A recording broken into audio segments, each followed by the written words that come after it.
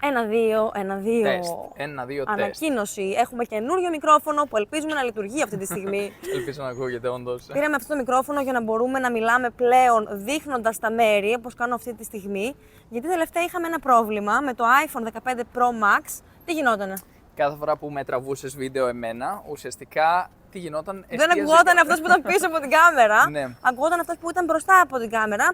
Με αποτέλεσμα να γυρνάμε την κάμερα πιο πολύ προς τα πρόσωπά μας και όχι προς τα μέρη που θέλαμε να δείχνουμε. Και αυτό ήταν ακριβώς ο λόγος που τώρα πλέον δεν είναι πρόβλημα. Και Δεν μάλιστα είναι, ελπίζω. τώρα θα δούμε Ναι. ο Κωνσταντίνος απομακρύνεται. 1, 2. Και αν 3. ακούγεται.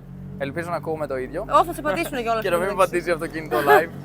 Λοιπόν, Ωραία. είμαστε Ασουνσιόν, έτσι. Είμαστε Ασουνσιόν, Παραγουάη. Ήρθαμε για κάποιες δουλειές, κάποια διαδικαστικά, γραφειοκρατικά πράγματα που θα εξηγήσουμε σε άλλο βίντεο. Γιατί σε αυτό το βίντεο θέλαμε να εξηγήσουμε αυτήν την τεχνική λεπτομέρεια με το μικρόφωνο. Πολύ θετικό.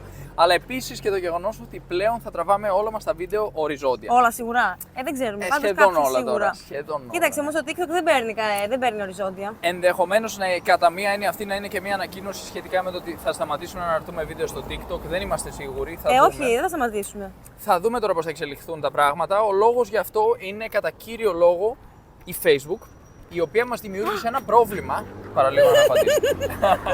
Λοιπόν, ο λόγος γι' αυτό είναι ότι η Facebook ουσιαστικά μας είπε: κοιτάξτε, παιδιά, πρέπει να σας ενημερώσουμε ότι δεν μπορείτε να χρηματίζεστε ή τέλος πάντων να βγάζετε. Να χρηματίζεσαι!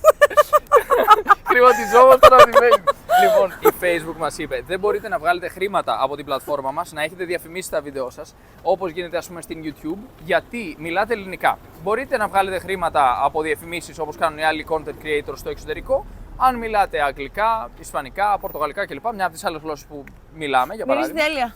Ναι, έχει κάρβουνο. Κάποιος καίει. Κάποιος κάτι καίει εδώ. Ωραία γειτονιά, μου αρέσει. Χωριό. Ναι, εν τω μεταξύ, δες τα κτίρια στο βάθος, τα ψηλά κτίρια, τα κοντομίνιουμ εκεί ψηλά. Είμαστε σε μια αρκετά καλή περιοχή και ακριβώς από πίσω από αυτά τα κοντομίνιουμ, τα ψηλά τα κτίρια, έχουμε και μονοκατοικίες. Βρισκόμαστε στην πρωτεύουσα της Παραγουάης. Χαρακτηριστικό της Ασουνσιόν. Ναι. Μου αρέσει πολύ. Και εμένα μου αρέσει πολύ. Αλλά αυτό που έλεγα είναι ότι η Facebook είπε: δεν μπορείτε να βγάλετε χρήματα από την πλατφόρμα μας γιατί μιλάτε ελληνικά. Κάτι που θεωρούμε αρκετά άδικο. Θεωρούμε ότι είναι τεράστια η πίεση που ασκείται κατά μία έννοια σε content creators από την Ελλάδα σε σχέση με ανθρώπους από το εξωτερικό. Γιατί ένας άνθρωπος που αναρτά βίντεο στα αγγλικά στην Ελλάδα και ένας άνθρωπος από την Ελλάδα τα παρακολουθεί, θα παρατηρήσει ότι υπάρχουν διαφημίσεις από κάτω ή στο τέλος του βίντεο κλπ. Και αυτό σημαίνει ότι η πλατφόρμα στηρίζει τον άνθρωπο αυτό που ανάρτησε το βίντεο στα αγγλικά. Από την άλλη, όμως, ένας άνθρωπος από την Ελλάδα που αναρτά βίντεο στα ελληνικά δεν μπορεί να έχει το ίδιο κέρδος. Παρόλο που μπορεί να έχει εκατομμύρια προβολές και να τον βλέπουν εκατομμύρια άνθρωποι, δεν θα πάρει τίποτα. Ενώ η YouTube δεν το κάνει αυτό. Η YouTube πλέον μας ενημέρωσε ότι δεν υπάρχει κανένα πρόβλημα. Μπορούμε λοιπόν να βγάζουμε χρήματα, κάποια έσοδα από τις προβολές μας, όπως γίνεται σε όλο τον κόσμο, με όλες τις γλώσσες κλπ. Κάτι που θεωρούμε σεβαστό. Πολύ σωστό από πλευράς της YouTube που δεν κάνει διακρίσεις στις γλώσσες. Και το πρόβλημα εκεί όμως είναι ότι τα βίντεο τα προτιμάει σε οριζόντιο. Έτσι, αν εμείς αναρτήσουμε βίντεο όπως αναρτούσαμε μέχρι πρότινος κάθετα, η YouTube, ο αλγόριθμος της το θάβει κάτω, Να πούμε το επίσης, εξαφανίζει, ενώ τώρα θα το ανεβάσει. να πούμε επίσης για τη YouTube ότι ανεβάζουμε όλα τα βιντεάκια που έχουμε ανεβάσει στο Facebook, τόσο και όλα τα ανεβάζουμε και στη YouTube. Μάλιστα είναι σε playlist, ταξινομημένα Ναι. και κάτι ακόμα, έχουν και υπότιτλους. Ναι, πλέον όλα μας τα βίντεο έχουν υπότιτλους στην YouTube, έχουν υπότιτλους στα αγγλικά, στα πορτογαλικά, στα ισπανικά, στα ελληνικά. Και τι άλλο έτσι- θέλετε, θα το βάλουμε. Ναι, θα βάλουμε. Πείτε μας αν θέλετε κάποια άλλη γλώσσα. Βέβαια, θα μου πείτε, άμα θέλετε κάποια άλλη γλώσσα, τώρα πώς θα μπορείτε να μας το πείτε, άμα ήδη μιλάτε ελληνικά. Όπως και να έχει. Άμα είστε δηλαδή κάποιος που παρακολουθεί από άλλη χώρα και μιλάτε και λίγο ελληνικά, αλλά θέλετε και τους υπότιτλους στη γλώσσα σας, πείτε το μας, μήπως μπορέσουμε να τους προσθέσουμε. Θα μπορέσουμε, δεν υπάρχει πρόβλημα. εκεί. Εύκολο είναι, βέβαια Ναι. είναι αυτόματη. Μπορεί να κάνει Κάποια κάποιο λαθάκια που και κάποιο που, λάθος, ναι. αλλά σε γενικές γραμμές εμένα μου άρεσαν. Το είχαμε προσπαθήσει και στη Facebook και σε άλλες πλατφόρμες, αλλά για κάποιο λόγο δεν γινότανε. Δεν ξέρω ακριβώς το λόγο, να είναι αυτόματη η υπότιτλη. Ναι. Τώρα το καταφέραμε στο YouTube. Είμαστε πολύ χαρούμενοι γι' αυτό, γιατί μας είχαν στείλει και κάποιοι μηνύματα ότι δεν έχουν καλή ακοή και παρακαλούν να βάλουμε υπότιτλους. Και τώρα έγινε! Ναι. Yes! Και άρα ναι, να μεταβείτε στο YouTube όσοι μπορείτε, γιατί στο Facebook έχουμε πάρα πολύ κόσμο που μας ακολουθεί. Στο YouTube όμως ακόμα είναι λίγο πεσμένα τα πράγματα. Όμως θα Ναι. αρχίσουμε να απαντάμε και εκεί περισσότερα σχόλια. Ναι, γιατί πραγματικά πιστεύουμε ότι στη YouTube μπορούμε να έχουμε πολύ καλύτερη, ας πούμε, εξυπηρέτηση από πλευράς της πλατφόρμας, γιατί μπορούμε να έχουμε playlist, να ταξινομούμε τα επεισόδια μας πιο εύκολα, να έχουμε υπότιτλους. Και μάλιστα ένα άλλο σημαντικό χαρακτηριστικό της YouTube είναι ότι αν υπάρχει ένα βίντεο που είναι πολύ παλιό, δεν το καταστρέφει. Από ποια έννοια? Αυτό που το πας. Η Facebook καταστρέφει όλα μας τα παλιά βίντεο. Μπορεί να το ανεβάσουμε εμείς σε 1080 και να το έχει κατεβάσει σε 460p. Και πιο κάτω. Ναι. Πραγματικά παίρνεις ένα βίντεο που έχει ανέβει σε 1080p, δηλαδή full high definition, και πας να το δεις, να πεις θα το στείλω σε κάποιον που θέλει να δει τι κάναμε τότε στην Κολομβία, και έχει πέσει σε 240p που είναι πραγματικά όλο pixel. Και λες, αν είναι δυνατόν, ας πούμε, τόσα βίντεο που εμείς πραγματικά παλιά δεν το είχαμε σκεφτεί και δεν τα αναρτούσαμε όλο στην YouTube. Δεν γνωρίζαμε. Τίποτα. Και καταστράφηκαν. Πάρα πολλά ουσιαστικά από αυτά που τραβήξαμε χάθηκαν εντελώς. Κολομβία. Δεν μπορεί να τα δει κανένας, δεν είχαμε Εκουαδόρ. αντίγραφα. Εντάξει, ήμασταν πολύ αρχάροι. Πρέπει να είχαμε και ξαναπάμε. κάποιες ατυχίες. Πρέπει να ξαναπάμε σίγουρα στην Κολομβία και να τραβήξουμε κάποια πολύ ωραία πλάνα από πολύ ωραία μέρη που έχουμε επισκεφθεί και να τα μοιραστούμε με τους ανθρώπους που μας ακολουθούν. Να πούμε όμως και ένα άλλο ζήτημα το οποίο μας έχει λίγο ενοχλήσει τις τελευταίες μέρες, ότι δεν μπορούμε να απαντήσουμε σε όλους τους ανθρώπους που μας έχουν στείλει μήνυμα. Παλιά είχαμε αυτή την προτεραιότητα, θέλαμε να απαντάμε σε όλους τους ανθρώπους που μας στέλνουν μήνυμα. Θεωρούμε πολύ σημαντικό το γεγονός ότι κάποιοι άνθρωποι σου στέλνουν προσωπικό μήνυμα για κάτι σημαντικό. Στο Facebook. Και πρέπει να μπούμε, θέλουμε να μπούμε να απαντήσουμε και να δώσουμε τη βοήθειά μας, τα φώτα μας, εφόσον μπορούμε, πάνω σε κάτι. Δεν μπορείτε να φανταστείτε τον αριθμό των μηνυμάτων. Πραγματικά πάει εκθετικά. Η Λερνά Ήδρα, χατς! Απαντάς σε ένα, 1000 έρχονται. Ελάτε στο χωριό μου! Ελάτε στην. Πραγματικά. Είναι άπειρα, παιδιά. Ζητάμε συγγνώμη εκ των προτέρων σε όσους περιμένανε να πάρουν μια απάντηση σε αυτά τα μηνύματα, γιατί θέλαμε να απαντήσουμε όντως πραγματικά, αλλά πλέον έχουμε μηνύματα από ανθρώπους που απλώς μας λένε καλημέρα, τι κάνεις. Έχουμε μηνύματα από ανθρώπους που μας λένε με πλήγωσες γιατί σου είχα στείλει μήνυμα πρόπερση και είχες πει ότι όταν έρθεις στο μέρος μου θα περάσεις να πεις ένα γεια. Έχουμε μηνύματα από ανθρώπους που μας λένε δεν έχεις δει αυτό το μέρος, άρα δεν έχεις δει τίποτα. Έχουμε μηνύματα από ανθρώπους που μας λένε είστε τέλειοι, συνεχίστε, σας αγαπάμε και τους εκτιμούμε πραγματικά για αυτά τα μηνύματα που μας δίνουν δύναμη να συνεχίσουμε.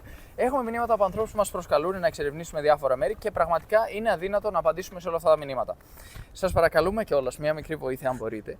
Οι άνθρωποι που θέλουν να μας στείλουν ένα προσωπικό μήνυμα που δεν είναι και τόσο προσωπικό απαραίτητα, μπορείτε να γράψετε ένα σχόλιο ώστε να ξέρουμε ότι δεν είναι κάτι που απαιτεί να μπούμε να επενδύσουμε λίγο παραπάνω χρόνο εκεί κλπ. Γιατί μετά πελαγώνουμε βλέποντας ότι έχουμε μπροστά μας 1000 μηνύματα, από τα οποία μπορεί τα 3 να είναι πάρα πολύ σημαντικά και τα υπόλοιπα να μην απαιτούν ουσιαστικά τόσο χρόνο από μέρους μας. Και βοηθήστε μας αν μπορείτε με αυτό. Δηλαδή, αυτό που ζητάει ο Κωνσταντίνος είναι να μην μας στέλνετε μηνύματα. Μην μας στείλετε προσωπικό μήνυμα, ούτε email, αν δεν αφορά κάτι πολύ σημαντικό προσωπικό που πρέπει να καθίσουμε λίγο να επενδύσουμε παραπάνω χρόνο.